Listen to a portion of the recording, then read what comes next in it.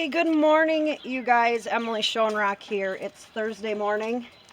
I'm sort of out of practice here with the vlogging because I've been busy with my daughter.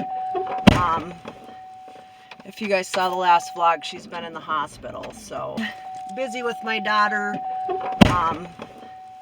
If you guys saw the last vlog, she's been in the hospital. So, that was, are we going on 4 weeks ago? We are going, when I say we, it's me and my ex-husband separately, but are going to hopefully bring her home again tomorrow. It's been our third hospital visit, so we can get into that more later. Right now we're just back to the regular old grind.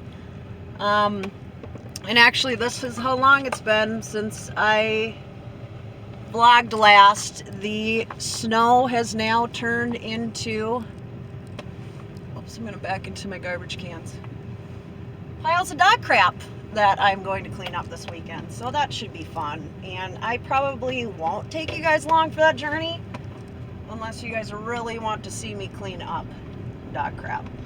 I can bring you along, but so yeah, here we go. Thursday morning.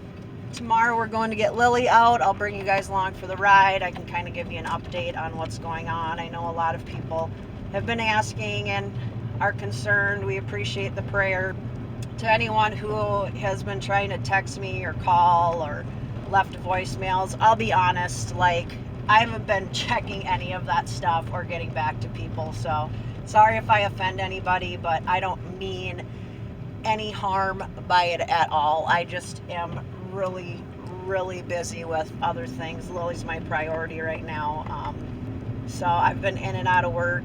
Again, thank God those guys are understanding. But it's just one of those situations where, you know, what do? You got to be there for family. So, all right, here we go. I'm going to stop and get some hydrants, and we'll take you to work today. Enjoy.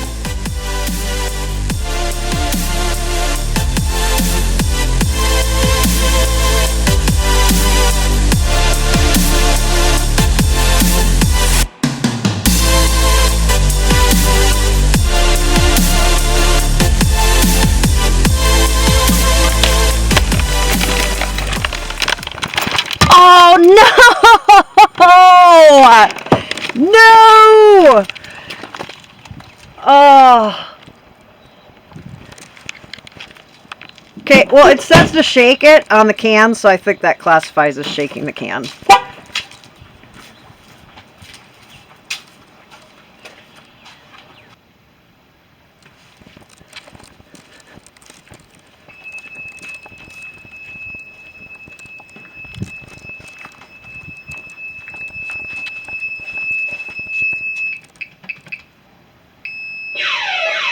Oh my god!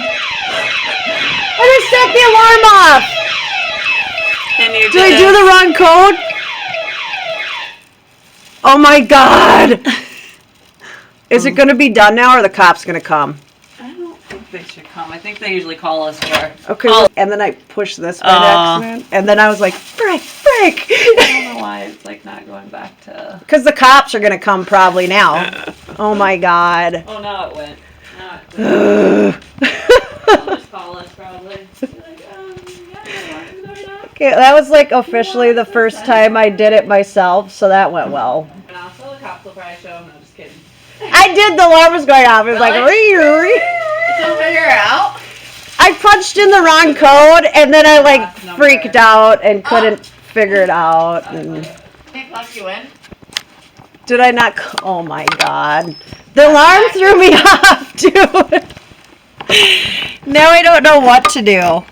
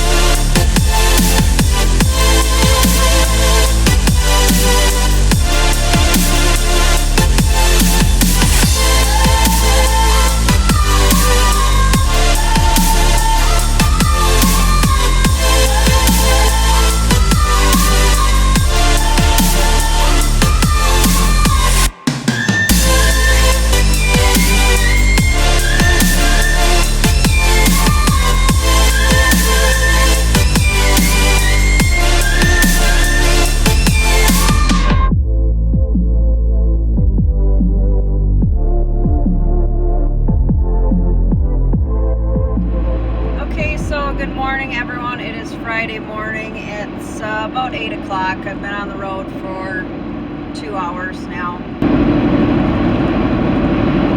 So I have about an hour left. Today is the day, and I told you guys I would talk about this, that we have a family meeting to see if we're bringing Lily home today. So since the last video, this is now our third separate hospital stay.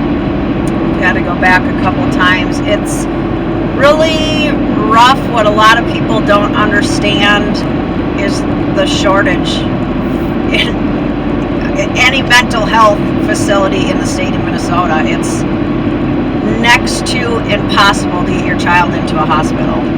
Not only is this the third hospital, but it's the third different hospital because you can never get into the same place twice. Basically, what happens if you're in this sort of situation is, let's say, God forbid, your child, and this is more of like a 72-hour hold thing, when the actual suicide attempt happened. Obviously, it's a little quicker, because there we went into intensive care. I mean, it wasn't even a matter of worrying about a psychiatric hospital at that point. But so, let's say your child has cut their wrists, which is exactly what happened, and then the second time she actually told me, you know, she talked about it and told me, I think I need to go to a hospital. I'm thinking about, you know, these bad things. And so, that time you go to the emergency room and you just wait. And then they try to get you into a bed anywhere. We even tried going down into, see if we can get somewhere in Iowa. You can't, because we're Minnesota residents, and every place in Minnesota has to deny you first before you can do that. That is why this time around we are driving 3 hours. It's a 3-hour drive there, a 3-hour drive back.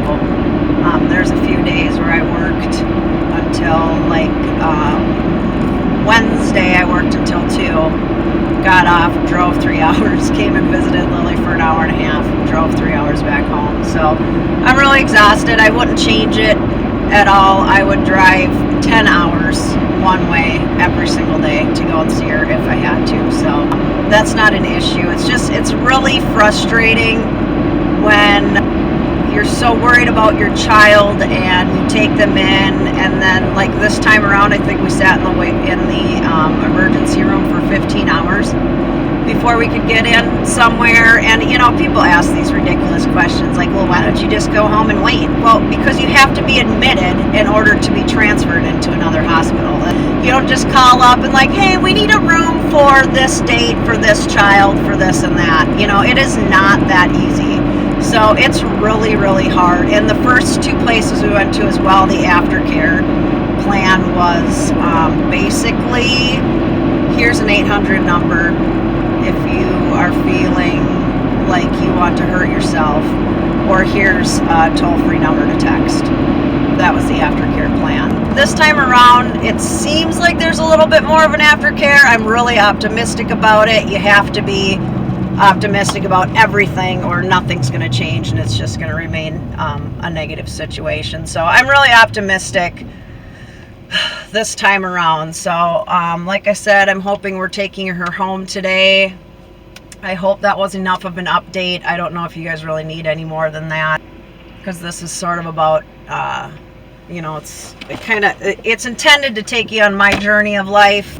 Obviously that's a part of it, but so that's what is going on right now. So I've just had a lot of driving. Like I said, this is a 3-hour trip there. The hospital right previous to this, it was a 2-hour trip one way. And so she was there for, was it a full week? It might not even been a full week. It might have been like 5 days. So that's another thing is it's just kind of like, and I'm not saying anything bad about locally where I live. It's just the system. I mean, there's nowhere for these kids to go. You know, we're driving 3 hours to get her into a hospital that would take her. They were checking up into Duluth. I mean, there's like, it's sad. It is sad that our kids are just dying and we're spending money on this other ridiculous stuff, and mental health just gets thrown to the wayside all the time, so it's frustrating.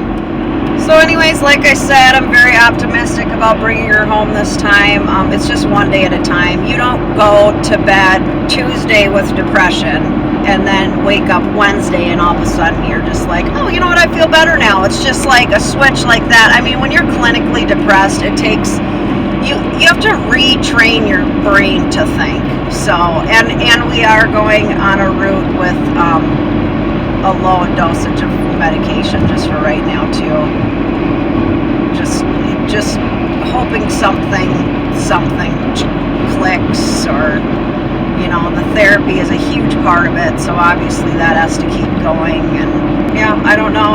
No, I have no advice really right now for anyone who's going through this, except for, you know, just go to therapy now, because once you get to the point that you have to be going into hospitals and stuff, like I said, it is hard to get in, and it's hard to get the care you need because there's just such a shortage of beds, and it's like just herding them in and out like cattle sometimes. And this last visit, like I said, hasn't been that bad, but the first 2 times around it was not impressed with the aftercare. No phone call to check up to see how you're doing.